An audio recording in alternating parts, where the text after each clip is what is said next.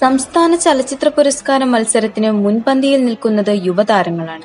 Senior താരമായ മോഹൻലാലും ദിലീപും മാത്രമാണ് മികച്ച നടനുള്ള ലിസ്റ്റിലുള്ളത്. മോഹൻലാലിനോടും ദിലീപിനോടും മത്സരിക്കുന്നത് ഫഹദ് ഫാസിൽ, ജയസൂര്യ, ജോജു ജോർജ്, സുരാജ് വെഞ്ഞാറമൂട്, നിവിൻ പോളി, ടൊവിനോ തോമസ് എന്നിവരാണ്.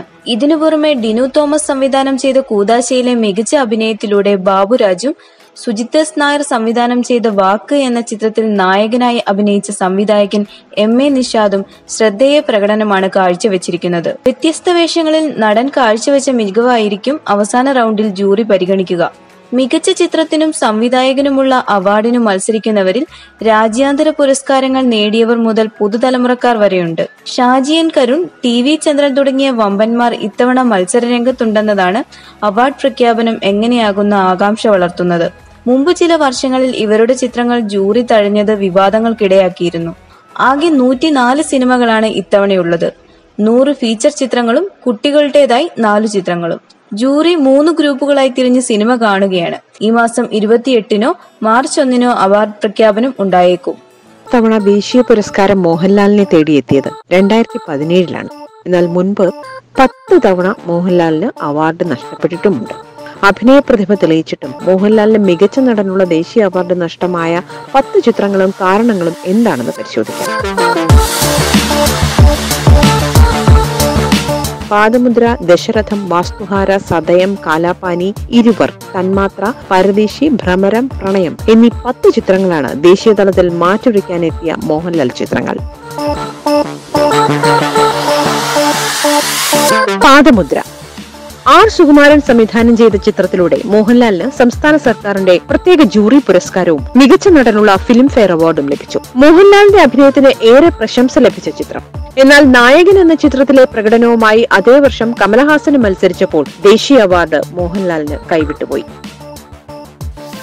ദശരഥം ലോഹിതദാസ്, സിബി മലയിൽ കൂട്ടുകെട്ടിന്റെ മികവിന് പൊൻതൂവൽ ചാർത്തിയ അഭിനയമായിരുന്നു ഈ ചിത്രത്തിൽ മോഹൻലാൽ കാഴ്ചവെച്ചത്. പക്ഷെ മോഹൻലാലിന്റെ സുഹൃത്തു കൂടിയായ ഷാജി എൻ കരുൺ പിറവി എന്ന സിനിമ എടുത്ത വർഷമായിരുന്നു അത്. കലാമൂല്യമേറിയ ആ സിനിമയിൽ അതുല്യമായ അഭിനയം കാഴ്ചവെച്ച അനശ്വരനായ പ്രേംജി എന്ന നടന് ദേശീയ പുരസ്കാരം ലഭിച്ചു.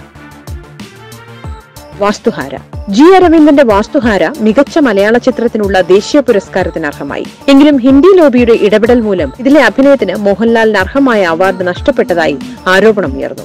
അഗ്നിപഥ് എന്ന ഹിന്ദി ചിത്രത്തിലൂടെ അമിതാഭ് ബച്ചൻ അവാർഡ് കൊടുത്താൽ മതിയെന്ന ജൂറി തീരുമാനം വിവാദമായി. എന്നാൽ തൊട്ടടുത്ത വർഷം ആദ്യമായി മോഹൻലാലിനെ ദേശീയ തലത്തിൽ മികച്ച നടനായി തിരഞ്ഞെടുത്തു. ഭാരതം എന്ന ചിത്രത്തിൽ കല്ലൂർ ഗോപിനാഥൻ എന്ന കഥാപാത്രത്തെ ഉജ്ജ്വലമാക്കിയതിനായിരുന്നു പുരസ്കാരം. സദയം എം.ടി.ഡി സ്ക്രിപ്റ്റിൽ ഉടലെടുത്ത സദയത്തിൽ മാനസിക സംഘർഷമേറിയ കലാകാരന്റെ വിവിധ അവസ്ഥകളെ മികച്ച രീതിയിൽ മോഹൻലാൽ അവതരിപ്പിച്ചുവെങ്കിലും ദേശീയ തലത്തിലുണ്ടായ മികച്ച എൻട്രികളുടെ കടുത്ത മത്സരവും മൂലം അവസരം നഷ്ടമായി. കാലാപാനിയിലൂടെ ഒരിക്കൽ കൂടി മോഹൻലാൽ ദേശീയ നേട്ടത്തിന് അരികെ എത്തിയെങ്കിലും ഇത്തവണയും കടുത്ത മത്സരമുണ്ടായി. ശങ്കറിന്റെ ഇന്ത്യൻ എന്ന ചിത്രത്തിലൂടെ കമലഹാസനാണ് മത്സരം കടുപ്പമാക്കിയത്. വൃദ്ധന്റെയും യുവാവിന്റെയും ഭാവങ്ങളിലെ സൂക്ഷ്മാംശങ്ങൾ പരിഗണിച്ചപ്പോൾ രജതകമലം കമലിന്.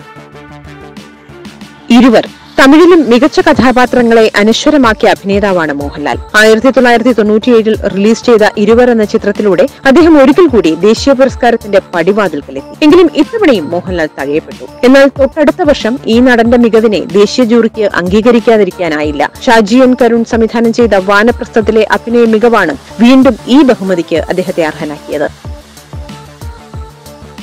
ജൂറി അംഗങ്ങളുടെ തീരുമാനം ശരിയായില്ലെന്ന കാരണത്താൽ നിരവധി തവണയാണ് മോഹൻലാലിന് പുരസ്കാരം നഷ്ടമായത്. എന്നാൽ ഒരിക്കലും ഒരിടത്തും മോഹൻലാൽ പരാതിപ്പെട്ടിട്ടില്ല. പലപ്പോഴും ഈ പരാതികളിൽ സത്യമുണ്ടെന്ന് അവാർഡ് പ്രഖ്യാപന വേളയിൽ തന്നെ ആരോപണം ഉയർന്നിരുന്നതാണ്. അവയിൽ തന്മാത്ര എന്ന സിനിമയിലെ അഭിനയ മികവിനെ തഴയാനായി കണ്ട കാര്യം വിചിത്രമാണ്. തന്മാത്രയിലെ അൾഷിമേഴ്സ് രോഗിയായ രമേശനായുള്ള മോഹൻലാലിന്റെ പ്രകടനം അവസാന നിമിഷം വരെ അവാർഡ് പ്രതീക്ഷ നിലനിർത്തിയിരുന്നു. ഒടുവിൽ നടന്മാരുടെ പ്രായവും ഇനിയും അവാർഡ് നേടാനുള്ള സാധ്യതയും വരെ പരിഗണനാ വിഷയമാക്കിയാണ് ബ്ലാക്കിലെ അഭിനയത്തിന് അമിതാഭ് ബച്ചന് പുരസ്കാരം നൽകാൻ ജൂറി തീരുമാനിച്ചത്. പരദേശിയിലെ വലിയകത്ത് മൂസയിലൂടെ മോഹൻലാൽ ദേശീയ അവാർഡിന്റെ അവസാന റൗണ്ട് വരെ എത്തി. എന്നാൽ പിന്നെയും അവാർഡ് നഷ്ടപ്പെടുകയായിരുന്നു. കാഞ്ചീപുരത്തിലെ പ്രകടനത്തിന്റെ പേരിൽ പ്രകാശ് രാജാണ് ഒപ്പമുണ്ടായിരുന്നത്. 8 അംഗ ജൂറിയിൽ വോട്ടെടുപ്പ് വേണ്ടി വന്നപ്പോൾ 2 പേർക്കും 4 വീതം വോട്ട് കിട്ടി. അവസാനം ചെയർമാന്റെ കാസ്റ്റിംഗ് വോട്ടിലൂടെ അവാർഡ് തമിഴ്നാട്ടിലേക്ക് പോയി. ഭ്രമരം. ബ്ലസി സംവിധാനം ചെയ്ത ഭ്രമരത്തിലൂടെ ഈ നടൻ വീണ്ടും ദേശീയ അവാർഡിന് പരിഗണിക്കപ്പെട്ടു. ശിവൻകുട്ടിയായുള്ള നടന്റെ അഭിനയം അത്ഭുതകരമാണെങ്കിലും കിസോഫ്രീനിക്കായ ആ കഥാപാത്രത്തിന്റെ പ്ലേസിംഗ് ശരിയായില്ലെന്നും സിനിമയുടെ കഥയൊട്ടും യുക്തിഭദ്രമല്ല എന്നുമുള്ള വിശ്വാസയോഗ്യമല്ലാത്ത ന്യായം പറഞ്ഞാണ് ജൂറി അവാർഡ് നിരസിച്ചത്. പ്രണയത്തിലെ പ്രകടനത്തിനും ഈ പ്രതിഭയ്ക്ക് അവാർഡ് നിഷേധിക്കപ്പെട്ടു. സാങ്കേതികത്വം പറഞ്ഞ ജൂറിയിലെ അംഗങ്ങളിൽ ചിലർ തന്നെ മോഹൻലാലിന്റെ അഭിനയ മികവിനെ സ്തുതിക്കുകയുണ്ടായത്രേ. എന്നാൽ പ്രണയത്തിലെ പ്രൊഫസർ മാത്യൂസ് ഒരു മുഴുനീള കഥാപാത്രമല്ലെന്നും സിനിമയിൽ ആ കഥാപാത്രത്തിന്റെ ദൈർഘ്യം തീരെ കുറഞ്ഞുപോയെന്നും അതുകൊണ്ട് അയാളെ ഒരു മെയിൻ ക്യാരക്ടറായി പരിഗണിക്കാൻ സാധിക്കില്ലെന്നുമുള്ള സാങ്കേതികത്വം മൂലം ഏറ്റവും ഒടുവിൽ 2011 ദേശീയ പുരസ്കാരവും മോഹൻലാലിന് നഷ്ടമായി. പക്ഷെ മോഹൻലാൽ ഈ വക കാര്യങ്ങളിൽ ഒന്നും വേവലാതിപ്പെട്ടിരുന്നില്ല, കലഹിച്ചില്ല. പകരം തന്റെ അഭിനയ സബര്യ തുടർന്നു. അങ്ങനെ മലയാള ചലച്ചിത്ര ലോകത്തിൽ പകരം വെക്കാനാകാത്ത ബിംബമായി ഈ നടൻ ലബ്ധപ്രതിഷ്ഠ നേടി. You're watching me on metromatney.com. Metromatney.com. Subscribe for more videos. Subscribe here for more videos. Subscribe now. Thank you.